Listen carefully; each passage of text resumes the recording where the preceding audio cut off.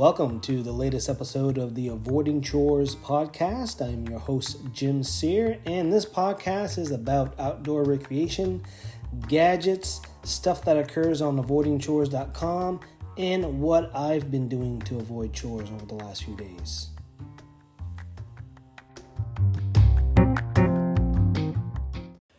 All right, let's start with a round of Q&A. This is I'm answering comments. They're left on my YouTube channel, all the various videos, or you can go to avoidingchores.com or gps.training to see most of them. All right, let's start here. Don't know if this is a sarcastic comment. It's from Ben Dover. He says here, why didn't you explain any of the info for each hole? And this is on my Vivo Active 4 Golf. So I didn't show exactly deep dive into every single element of the golf course, par 3, par 4, distance to pin and all that stuff. And this is something actually on a serious note I tend to do once in a while. Sometimes I opt not to go into full detail. I basically just I hover at a certain point, trying to focus more on how to get to that point. And once you're there, then, hopefully you can figure it out. I don't play golf, so, knowing that info maybe wasn't that important to me. But at least the purpose of that video was to actually show how you can actually download the activity, get the golf courses, and actually use that activity on your Vivo Active 4. Ladio says here on my Garmin eTrex 22X how to plan a route video. It says your menu shows the option elevation plot, but on his eTrex 30 with software 3.0, option is not shown. I can just plot the elevation of tracks that I just walked, but I don't know how to plot a planned route and can't find a solution online. Has anybody been able to do this on the 30 or 32X only? I don't think he's quite understanding the purpose of the video. The video itself is planning a route, and that's how you can do that. To his comment here, he can only plot elevation tracks that he just walked. Well, that is the purpose of your track manager, is that you capture elevation data. That's part of it. So what you're doing with your route, or at least if you're reviewing a track that you've walked, you get GPS data to show that. If you're just planning a route, well, you're planning it online. You don't necessarily have that elevation plot. Now, there is a way, if you were on the desktop software, I remember if you have certain maps or certain software, like, for example, when you're doing running races, they give you the elevation chart. Now, that's a planned route. Now, whether or not you can do something like that online, maybe not possible. It really depends on the type of map. And I remember doing this when I was building my Nova Scotia hiking trail guide ebook. Back in the day, I wanted to add a panel. I had all this GPS data. And what I wanted to do was extract from that GPX data the elevation so I can plot the elevation chart. And that was ridiculously difficult. The data was there, but when you're planning routes, you're probably limited to that functionality. But there is probably a way, if you have to get deep down into GIS software, you can probably get into that. Actually, that's probably the way to go. Go get QGIS, which is an open source GIS mapping program. Download the raw shape files of an area, and then when you create a track, you should be able to extract that kind of stuff. I think so. Good question though. All right, Brandon Boy Lover. Oof. He's commented on my Apple Watch how to pair listen to music. He's trying to get Spotify on the Apple Watch, but the headphones are not coming up. Well, basically, you got to put it into pairing mode, and it's best to try to turn off anything else that uses or trying to pair to the Apple Watch, computer, iPhone, all that other stuff, so that you only have one signal you're pairing one headphone to one device. Let's see here. Jim, he commented that he appreciated the Kodiak Canvas truck tent overview setup because he has the same truck and deck system, so answered some of his questions. You're welcome. And that's about it for Q&A this week.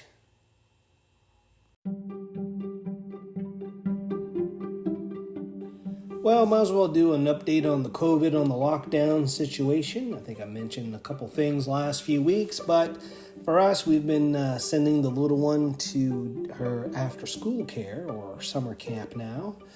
That has been a world of difference for us. We send her about 3 times a week, and her mood is a lot better. Our mood is a lot better. I cannot fathom people who are trying to work and manage their kids. And what more on top of that, I've been seeing more and more articles online lately about workplaces putting their foot down to say, as of this date, you're not allowed to take care of your kids at home while you're working from home, which is absolutely crazy. Now, obviously, how's that going to work, right? I mean, until things happen with schools and daycares and reducing that load, there are people who are not going to be able to do it, right? Same thing with people who may not be able to work full-time, but have to go to one of these slowly opening businesses. I mean, there's still going to have to be some flexibility, and I think that's very cold-hearted of some organizations to suddenly put their foot down. You can work from home, but you can't take care of your kid. Well, then do something about my kid then, right? So that's unfortunate we have something like that. Today, July 3rd, is the Big Bubble Day. This is the Atlantic Bubble. This is where New Brunswick, Nova Scotia, Prince Edward Island, Newfoundland, and Labrador can cross the border and without having to quarantine. And as expected, there is ridiculous backups. I'm looking at Twitter right now, and I'm seeing all the calamity that you have at the border entry points here. There's a lot of families, a lot of grandparents, a lot of kids, a lot of vacation plans, like they want to get out. And so it'll be interesting to see what kind of craziness is going to happen. I know the girls want us to go to Prince Edward Island in the next little while, but hopefully we can judge a time where it's going to be a good time to cross over in a week or two. And then what else we got going on? Well, there's also the comment here that the border to the U.S. is closed. However, that hasn't been preventing people from the States to come into Canada. I think we've all heard about the Banff, people narking on Americans who say that they were going to Alaska but decide to take a 4-day trip through Banff first, or lie, or whatever they need to do. Overall impressions, same thing around here, is people don't want to see outsiders. Right? We've kind of flattened the curve. Things are slowly opening up. I'm seeing more and more cars on the road. I tend to try to go to downtown Halifax every couple days just to drive through it, just to see what's going on, or I just need a break and I just drive. I'm seeing more people downtown. Things are slowly getting back, and I think a lot of people don't want to regress, as we're seeing in places like Texas and Florida and Arizona, where it's just craziness. You're starting to think that, there's going to be bubbles, multiple bubbles coming up for places who keep it under control, like New York, New Jersey, Connecticut. You have Maine, New England, Maine, New Hampshire, Vermont. They have their bubble. You might have a Western bubble at some point. And I think it's going to be we're not done yet, folks. I don't think we're done yet to this stuff.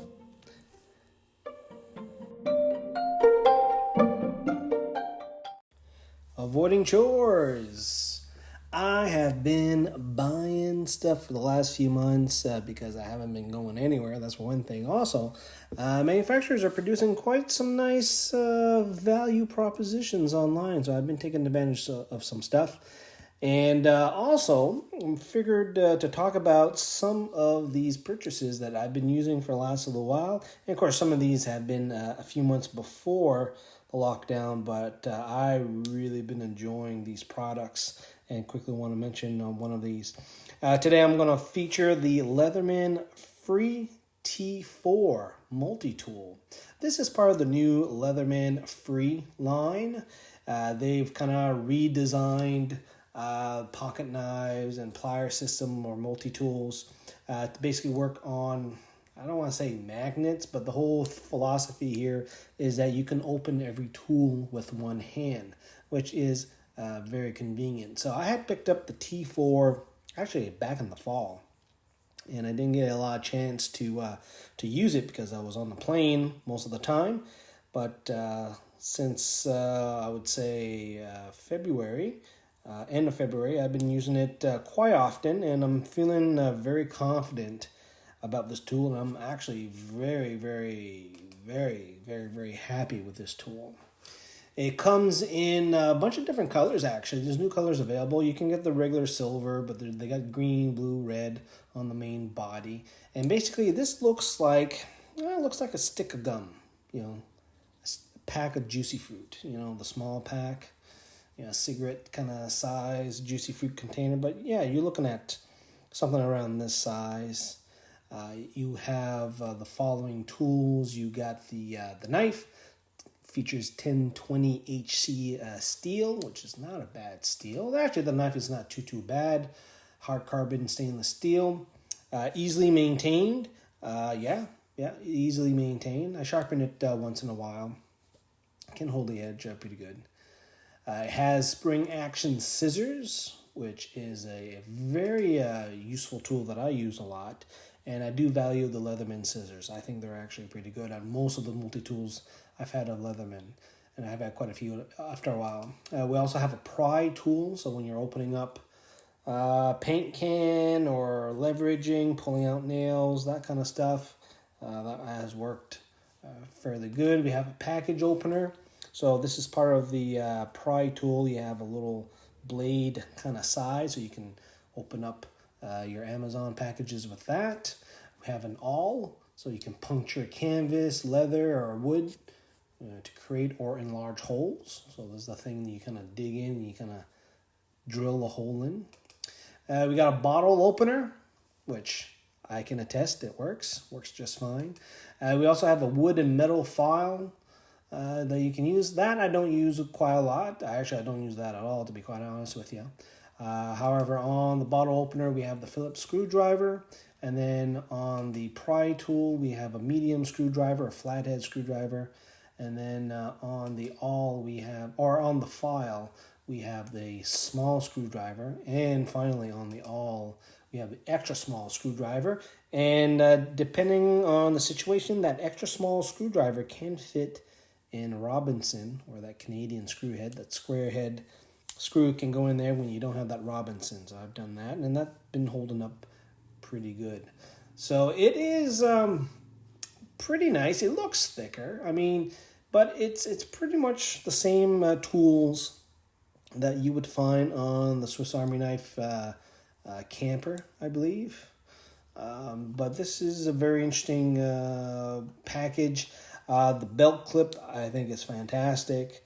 And I'm really happy that I'm using this too. So if you're interested in that, go check that out on leatherman.com. They do have a few other items here. They got the K2, which is a longer blade knife. The K2X, which is the longer blade but has the scissors. So that's a big difference there. Again, comes in different colors that I just mentioned. You also have the standard Leatherman multi-tool plier style. That's available. They got the P2 and the P4. So just remember that those mean that's the layer of the tool. So the P2 has 2 layers of tools, has 19 tools. The P4 has 4 layers, so 21 tools. And I'm looking at the rundown here. Those are pretty interesting looking. And that's it. So if you're ever looking for a Leatherman tool or looking for something for Father's Day, for husbands, or a graduation gift, or what have you, and I can say that the free T4 is a very strong candidate. Retails for about $80 Canadian, so yeah, definitely worthwhile.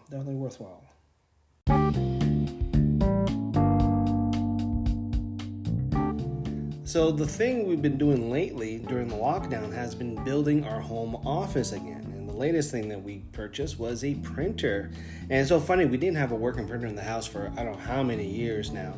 my wife had picked up this cheap Canon copier thingamabob, and I forget the reason why we had bought it. It barely worked with Mac, so it took quite a bit of flex to try to get that thing to figure out how to get it to print. It was very cumbersome, and we just relied basically to print once in a while at work. But since everything kind of moves to PDF electronically, we had really less and less need to actually print something. If you really needed to print a PDF, you just add an electronic signature. Those things are good. There's a law for electronic signatures across 30-something countries now that is a valid legal document. So anyway, but we actually needed a printer.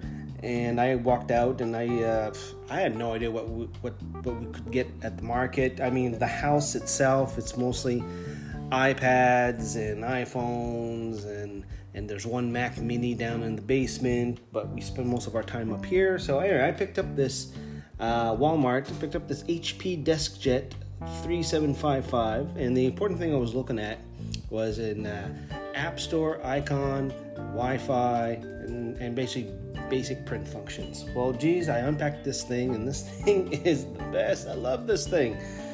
So this is obviously this print. It scans, it copies, and also prints from the web. So basically, this is Wi-Fi enabled. So very simple process. You download an app on your phone, and you basically get it to join your local Wi-Fi, and you sign up for HP print services. And I wasn't aware about this. This may be been out for like 5 years. This is new to me. But anyway, it's cloud connected. You can register a unique email address, so you can actually forward documents via email to the printer, and it's fantastic. So we had just happened to have the little one's report card that was one thing we wanted to print. So we forward the PDF to this email address, and within 30 seconds, this printer started going. So it's not the fanciest printer, and the quality is all right. It also has a scanning function. And everything's done via the app, either iPhone or iPad. So what we've been doing lately now, because we're doing the house stuff, and we're scrambling through documents trying to find stuff, and returns and statements and all that stuff. So I said, you know what? Let's just do some document management, and anything important, we just scan it, PDF it, put it in the cloud. We put it in our shared iCloud folder, and Bob's your uncle. So this is what we've been doing lately, and it's hilarious that it's slowly coming to this part.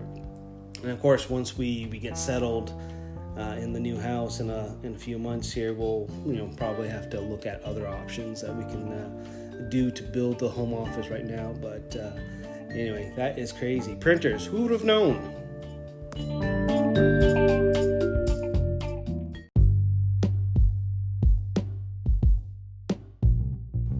And that's it for this week for another episode of the Avoiding Chores podcast. Hopefully it's been somewhat interesting here this week.